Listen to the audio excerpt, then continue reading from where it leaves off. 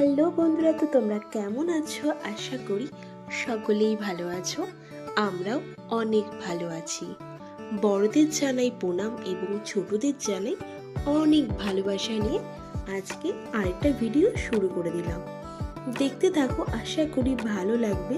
ভালো লাগলে একটা লাইক কমেন্ট করে দিও। দিনটা ছিল বেশ কয়েকদিন আগের। ভিডিওটা এডিট করার জন্য দেয়াই হচ্ছিল না। কটা ভিডিও সামনে আসতেই মনে পড়ে গেল, এ মা, ভিডিওটা তো ছাড়াই হয়নি। পরিবেশটা দেখে তোমরা বুঝতে পারছো এটা কোথায়। নিশ্চয়ই পাহাড়ের দেশ ছাড়া চা বাগান হওয়াটা অসম্ভব।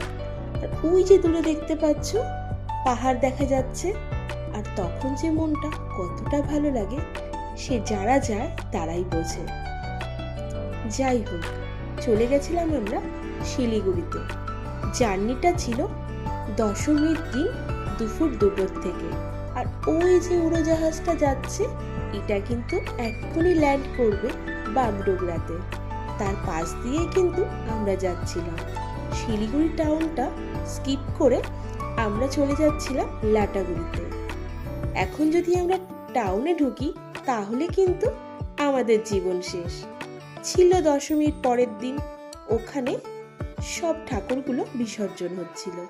ওখান দিয়ে যদি যেতাম আমরা কিন্তু পুরোপুরিভাবে আটকে পড়তাম। আর এটা ছিল সেই তিস্তা ব্যারেজ। এখানে গিয়ে তো আমি অবাক। একদিকে এত সুন্দরভাবে জল যাচ্ছে, অন্যদিকে পাহাড় যেন আমাকে ডাকছে। সত্যি এত সুন্দর পরিবেশ দেখে আমি মুগ্ধ হয়ে গেলাম। বরের সাথে ঝগড়া করেই গেছিলাম, একটুও যাওয়ার ইচ্ছে ছিল না। হঠাৎ করে প্ল্যানিং করলে তোমরাই বলো তো যাওয়া সম্ভব হয়? একটাও সোয়েটার নিয়ে যাইনি। ঠান্ডায় আমরা পাগল হয়ে গেছিলাম। আমার মেয়ে তো বলেই দিয়েছে আর কোনো দিনও আমি পাহাড়ে যাব না। ভাগ্যিস একটা চাদর কাঁচা ছিল, সেই চাদরটাকেই আমরা নিয়ে গেছিলাম। এইভাবে যে চলে যাব বুঝতেই পারিনি। যাই হোক, জার্নিটা ভয়ানকভাবে আমাদের কেটেছে, কারণ শুরু হয়ে গেছিল বৃষ্টি। আমরা তিস্তা তোসরা ব্যারেজে। তো এই দেখো জলের পরিমাণটা প্রচন্ড, জলের পরিমাণ। আর এখানে যে পরিমাণে জলটা যাচ্ছে মনে হচ্ছে সমুদ্রে আছি। দেখো, আর জলের আওয়াজটাও দেখো। আর হচ্ছে পাহাড়,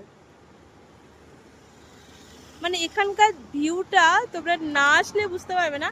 জাস্ট কি বলবো, অসাম অসাম। দেখো